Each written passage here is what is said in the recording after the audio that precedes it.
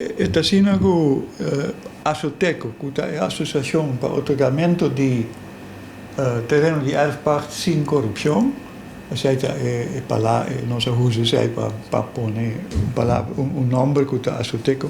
Azoteco tem caso contra o governo que é objetivo para toda a gente que está arriba a lista de espera, que não pode ganhar no terreno. Então tem gente que está guardando 15 anos acaba e mais. Realidade é difícil para calcular, mas nós não está exagerar se nós estamos com 2.000 gente a que perjudicar, defraudado do governo acaba durante diferentes anos, que me han dicho 5 anos. Não somente Partido Verde, nem Partido Blau, Partido Correto, também todo partido. Então, o sistema é um sistema de patronagem. Se você tem bom contato, você ganha. Se você não tem bom contato, você não ganha. Então, nunca nós vamos avisar assim, que não avisamos, nós te ponemos na lista de espera, hora de beurt, o turno, não você ganha. Pero hopi gente nunca não ganha. 5 governos te avisam, você não ganha, para sobra tal e tal motivo.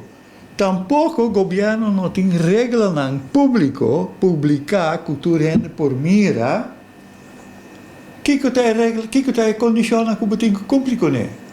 Internamente não tem certa regra, não.